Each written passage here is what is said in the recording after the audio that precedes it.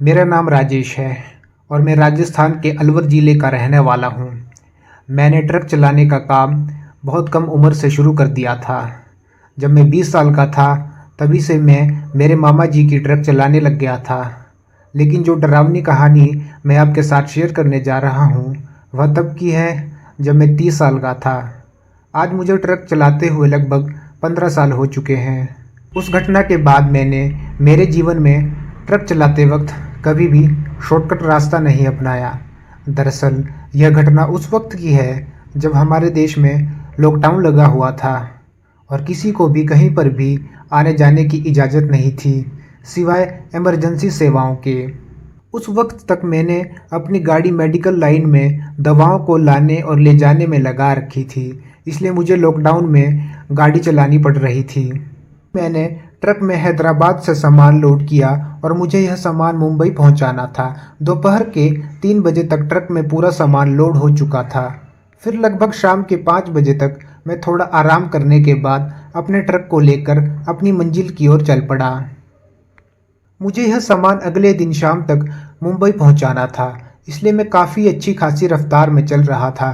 जैसा कि आप सभी जानते हैं कि जितना सांस लेना ज़रूरी होता है, लॉकडाउन के टाइम पर मास्क लगाना भी उतना ही ज़रूरी था, क्योंकि अगर गलती से भी कहीं पर पुलिस वालों ने बिना मास्क के देख लिया तो चालान काटने में वह देरी नहीं लगाएंगे।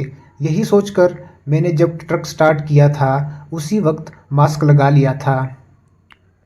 अब लगातार मैं अपनी मंजिल की ओर बढ़ रहा था। धीरे धीरे दिन ढलने के कारण चारों तरफ अंधेरा पसरने लगा था और सड़क पर सिर्फ अंधेरे के अलावा कुछ नहीं दिखाई दे रहा था। तभी मेरे दिमाग में आया कि अगर मैं किसी तरह कल शाम से पहले यानी कि जल्दी मुंबई पहुंच जाऊंगा तो मुझे थोड़ा ज़्यादा आराम करने का वक्त मिल जाएगा। और यही सोचकर मैंने एक फ़ैसला किया कि यदि रास्ते में मुझे कोई शॉर्टकट रास्ता दिखाई देता है तो मैं उस शॉर्टकट रास्ते को अपनाकर जल्दी मुंबई पहुंच जाऊंगा। लेकिन कुछ देर और गाड़ी चलाने के बाद न जाने क्यों मुझे नींद की झपकियां आने लगी थी। इसलिए मैंने सोचा कि अगर रास्ते में कहीं पर थोड़ा हाथ मुंह धोकर चाय पी ली जाए तो ठीक रहेगा। यही सोचकर मैं अब ट्रक चलाते हुए हाईवे पर किसी ढाबे या चाय वाले की दुकान को तलाशने लग गया। लेकिन थोड़ी देर बाद मुझे याद आया कि यह तो लॉकडाउन का टाइम है और इस टाइम मुझे कोई भी ढाबा या दुकान नहीं मिलने वाली जहां पर बैठकर मैं चाय पी सकूं। फिर मैं अपने आप से मन ही मन कह रहा था कि अरे यार राजेश, तू भी कितना भोला है। भला लॉकडाउन के टाइम पर तुझे कहाँ चाय की दुकान मिलेगी। अभी मैं यह सोच ही रहा था कि तभी मुझे अचानक हाईवे पर कुछ दूर एक रोशनी सी दिखाई देने लगी। धीरे धीरे जैसे मैं उसके पास गया तो मुझे मालूम हुआ कि वह तो एक चाय की टपरी है और उस पर एक बुजुर्ग दुकानदार बैठा हुआ है। हमारे राजस्थान में छोटी और अस्थायी दुकान को टपरी ही कहा जाता है। तभी मैंने उसे बुजुर्ग आदमी के पास अपना ट्रक ले जाकर रोका और ट्रक में बैठे बैठे ही उससे पूछा कि चाय मिलेगी क्या। तो उसने मुझसे कहा कि सब कुछ मिलेगा, आप ट्रक से नीचे तो उतरिए या सब कुछ वहीं पर लेंगे। उसकी बातें मुझे थोड़ी अजीब लगी, पर फिर भी मुझे तो थोड़ी चाय पीनी थी, इसलिए मैं ट्रक से नीचे उतर गया और फिर मैंने उस आदमी को एक चाय बनाने को कहा। उस आदमी को चाय बनाने के लिए कहकर मैंने अपने ट्रक से अपनी पानी की बोतल निकाली और अपना मुंह धोने लगा ताकि थोड़ा फ्रेश फील हो सकूं। थोड़ी ही देर बाद उस आदमी ने चाय बनाकर मुझे दे दी, लेकिन उसकी चाय का टेस्ट कुछ अजीब था। जब मैंने इसके बारे में उससे पूछा तो उसने कहा कि साहब, यह चाय भैंस के दूध की नहीं है। वह क्या है कि लॉकडाउन के टाइम पर दूध की सभी दुकानें तो बंद है और मेरे घर में सिर्फ कुछ बकरियां हैं, तो मैं उन बकरियों का दूध निकाल कर ही यहाँ दुकान पर लाता हूँ और उसी की चाय बनाकर बेचता हूँ। शायद आपने कभी बकरी की दूध की चाय पी नहीं होगी, इसलिए आपको इसका टेस्ट थोड़ा अजीब लग रहा है। तब मैंने उससे पूछते हुए बोला कि यह लॉकडाउन के टाइम पर तुमने दुकान खोल रखी है, पुलिस वगैरह आती है तो तुम्हें कुछ कहती नहीं क्या। इस पर उस आदमी ने एक अजीब सी मुस्कुराहट के साथ मुझसे कहा, पुलिस तो क्या, हमारा तो कोई भी कुछ नहीं बिगाड़ सकता। उसकी मुस्कुराहट बहुत अजीब थी और वह मुस्कुराने के साथ साथ मुझे अजीब तरीके से घूर रहा था। तभी मैं उसको नज़रअंदाज करते हुए चाय पीने लगा। मुझे लगा कि यह बूढ़ा थोड़ा सठिया गया है। जब मैं उसकी दुकान पर चाय पीने उतरा था तो मैंने अपने ट्रक चालू ही छोड़ दिया था, लेकिन अचानक से मेरा ट्रक बंद हो गया। मुझे लगा कि यह कैसे हो सकता है, क्योंकि मेरा ट्रक अभी नया नया ही था और वह ऐसे ही अपने आप कभी भी बंद नहीं होता था जब तक कि मैं खुद उसे चाबी से बंद ना कर दूं। तभी मुझे लगा कि शायद ट्रक सर्विस पर आ गया है, इसलिए अपने आप बंद हो गया है। खैर, मैं इस बात को नज़रअंदाज करके चाय पीने लगा, लेकिन पीते वक्त मुझे उसकी चाय कुछ थोड़ी ज़्यादा ही अजीब लग रही थी। जैसा कि मैंने आपको बताया कि मैं राजस्थान का रहने वाला हूँ, तो मैंने मेरे जीवन में पहले भी बहुत बार बकरी के दूध की चाय पी थी, लेकिन कभी भी उसका टेस्ट ऐसा नहीं था जैसा कि आज इस बूढ़े की चाय का था। तभी चाय पीते वक्त अचानक मेरी नज़र उस बूढ़े की टपरी के बगल से जा रहे रास्ते पर गई। मुझे लगा कि शायद यह कोई शॉर्टकट रास्ता है और तभी मैंने उस आदमी से पूछा कि यह रास्ता कहाँ जाता है। तो उस आदमी ने फिर से उस अजीब सी मुस्कुराहट के साथ मुझसे कहा कि जहाँ जाना चाहते हो यह रास्ता तुम्हें वहीं पहुँचा देगा। तो मैंने उस आदमी से कहा कि तुम्हें कैसे पता कि मुझे जहाँ जाना है यह रास्ता मुझे वहाँ पहुँचा देगा। इस पर वह आदमी कुछ नहीं बोला, बस चुपचाप अपने सिर नीचे करके बैठा रहा। तभी मैंने उससे फिर से पूछा, अच्छा यह तो बताओ कि इस रास्ते से मुंबई जाने पर कितनी दूरी कम पड़ेगी। तो इस पर उस आदमी ने अपना मुंह नीचे किए हुए ही बोला, 150 किलोमीटर की दूरी। अभी मैं उस आदमी से कुछ और ही पूछने वाला था कि तभी वह आदमी अजीब तरीके से कांपने लगा। जब मैंने गौर से उसकी तरफ देखा तो उसका एक हाथ बहुत ज़्यादा कांप रहा था। मुझे भी थोड़ा अजीब लगा। फिर मैंने उससे कहा कि क्या हुआ, तबीयत तो ठीक है ना तुम्हारी। इस पर उस आदमी ने मेरी तरफ अजीब तरीके से घूरते हुए कहा कि तुम्हारा काम ख़त्म हो गया है, तुम जा सकते हो। यहाँ से मुझे भी उससे कुछ ज़्यादा मतलब नहीं था, इसलिए मैं जाकर अपने ट्रक में बैठ गया। लेकिन ट्रक में बैठने के बाद भी जब मैंने उस आदमी को देखा तो उसकी हरकतें मुझे बहुत अजीब लग रही थी। मुझे तो वह बूढ़ा पहले से ही बहुत ज़्यादा सठियाया हुआ लग रहा था, इसलिए मैंने उसकी तरफ ज़्यादा ध्यान नहीं दिया। लेकिन न जाने क्यों उसकी चाय पीने के बाद मेरा ध्यान बार बार उस शॉर्टकट रास्ते की तरफ जा रहा था और मेरा मन बार बार उस शॉर्टकट रास्ते से ही चलने को कह रहा था। और हुआ भी अंत में यही, उस शॉर्टकट रास्ते से ही मुंबई की तरफ निकल पड़ा। अब चारों तरफ घना अंधेरा हो चुका था। जब मैंने अपनी घड़ी में टाइम देखा तो रात के 8 बज रहे थे। तभी मुझे अचानक से याद आया कि मैंने उस आदमी को चाय के पैसे तो नहीं दिए, लेकिन अब मैं वहाँ से काफ़ी ज़्यादा आगे आ चुका था, इसलिए मैंने वापस जाना भी ठीक नहीं समझा। लेकिन मुझे ज़्यादा अजीब बात तो यह लग रही थी, उस आदमी ने भी मुझसे चाय के पैसे नहीं मांगे। खैर, मैं अब इन बातों को नज़रअंदाज करके अपने रास्ते पर आगे बढ़ रहा था। लेकिन मुझे उस रास्ते पर एक सबसे बड़ी अजीब बात यह लगी कि पीछे जब मैं हाईवे से जा रहा था तो हाईवे के दोनों तरफ जो पेड़ पौधे थे वह हरे भरे थे, लेकिन इस रास्ते के अगल बगल में जो पेड़ पौधे थे वह पेड़ पौधे बिल्कुल सूखे हुए थे और उन पर एक भी हरी पत्ती नहीं थी। तभी मैंने मन में सोचा कि यह कैसे हो सकता है। कुछ देर पहले जिस हाईवे पर दोनों तरफ हरियाली थी, तो उससे इतनी सी दूरी पर इतना सूखा कैसे हो सकता है। पर मुझे तो जल्दी से मुंबई पहुंचना था, इसलिए मैंने इस बात को भी नज़रअंदाज कर दिया। अब जब मैं उस रास्ते पर आगे बढ़ रहा था तो मैंने एक अजीब सी चीज़ नोटिस की कि उस रास्ते पर स्पीड ब्रेकर बहुत ज़्यादा थे। लगभग हर 1 किलोमीटर पर स्पीड ब्रेकर आ रही थी। ऐसे में मैंने सोचा कि इस रफ्तार से तो मैं शायद टाइम पर मुंबई नहीं पहुंच पाऊंगा, पर अब मैं कर भी क्या सकता था, क्योंकि उस रास्ते पर अब मैं काफ़ी आगे आ चुका था। इसलिए मैंने चलते रहना ही ठीक समझा। लेकिन कुछ देर बाद ट्रक चलाते हुए मुझे महसूस होने लगा कि जैसे ट्रक को बहुत ज़्यादा पावर की ज़रूरत है। ऐसा आमतौर पर तब होता है जब ट्रक में पीछे की तरफ कुछ बहुत ज़्यादा भारी सामान लोड किया हुआ होता है, लेकिन आज तो ट्रक में ऐसा कुछ भी नहीं था। लेकिन फिर भी ट्रक इतना पावर क्यों ले रहा था, जैसे उसके पीछे कोई बहुत भारी सामान लोड किया हुआ है। अब बार बार मुझे इस चीज़ का एहसास होने लगा था कि ट्रक को चलने में बहुत ज़्यादा दिक्कत हो रही है।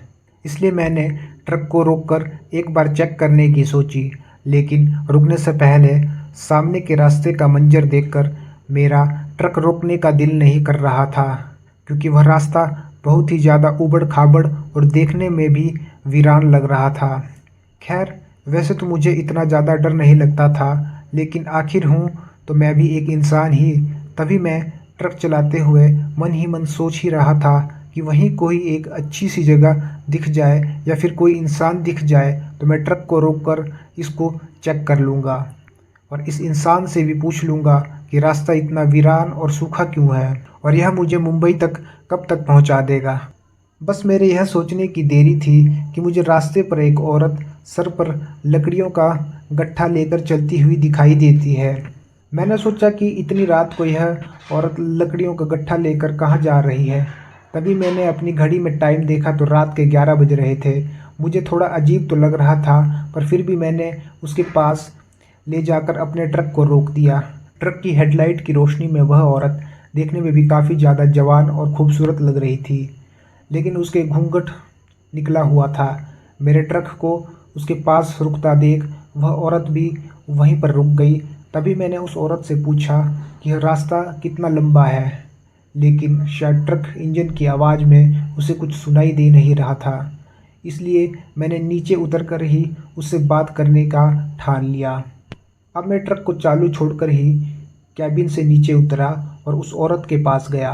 लेकिन जैसे ही मैं उतरकर उस औरत की तरफ आगे बढ़ने लगा तो उस औरत ने अपने लकड़ियों के गट्ठे से अपनी दांतली निकाली और मेरी तरफ आगे बढ़ा दी। यह देखकर मैं बहुत ज़्यादा डर गया। तभी मैंने उससे कहा कि घबराने की कोई बात नहीं है, मैं सिर्फ रास्ते में भटक गया हूँ और मैं आपसे रास्ता पूछने के लिए ही नीचे उतरा हूँ। आप मुझे गलत ना समझे। इस पर वह औरत कुछ नहीं बोली, लेकिन उसने अपने हाथ में ली हुई दांतली को नीचे कर लिया। दरअसल दांतली हमारे राजस्थान में एक प्रकार का औजार है, जिसे कुछ भी लकड़ी या अन्य चीज़ों को काटने के लिए काम में लिया जाता है। अभी मैं उस औरत से कुछ और पूछने ही वाला था कि तभी उसने अपना घूंघट ऊपर किया और उसके घूंघट ऊपर करते ही मैं तो मंत्रमुग्ध हो गया, क्योंकि वह दिखने में काफ़ी ज़्यादा खूबसूरत थी। तभी मैंने अपने आप को संभालते हुए उस औरत से पूछा कि क्या यह रास्ता आगे जाकर ठीक होगा या फिर ऐसे ही ऊबड़-खाबड़ रहेगा। तभी उस औरत ने कहा कि नहीं, यह ज़्यादा आगे तक ऐसा नहीं है, आगे जाकर अच्छा रास्ता भी है।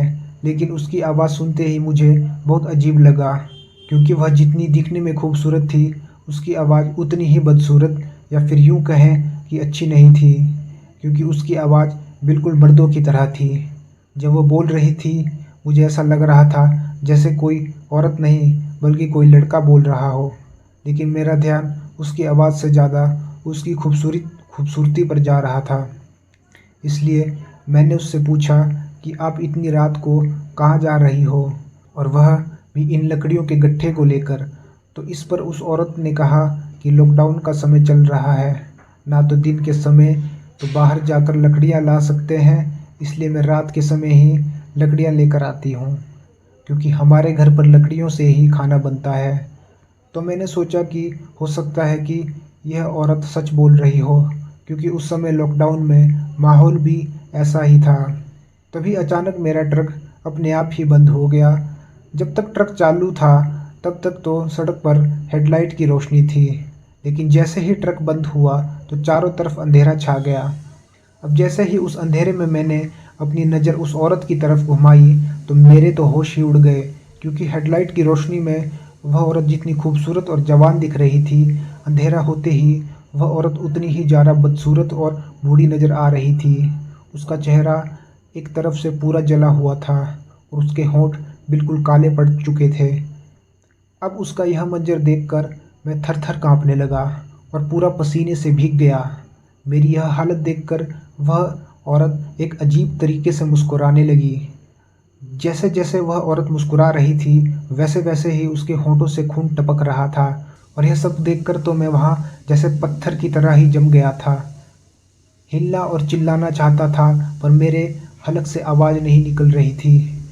और पैरों को तो जैसे किसी ने फेविक्विक से वहीं पर चिपका दिया हो। उस औरत और मेरे बीच में सिर्फ 2 कदमों का ही फासला था। अब वह औरत धीरे धीरे मेरी तरफ आने लगी। यह देखकर मेरे दिल की धड़कन की रफ्तार दुगनी हो गई थी। मुझे ऐसा लग रहा था कि मुझे बस अब हार्ट अटैक ही आने वाला है।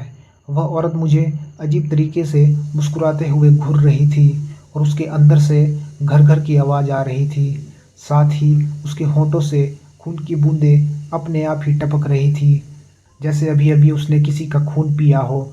और औरत की मुस्कुराहट बिल्कुल उस बूढ़े की तरह थी जिसने शाम के वक्त उस टपरी पर मुझे चाय पिलाई थी और जिसने मुझे वह शॉर्टकट रास्ता दिखाया था।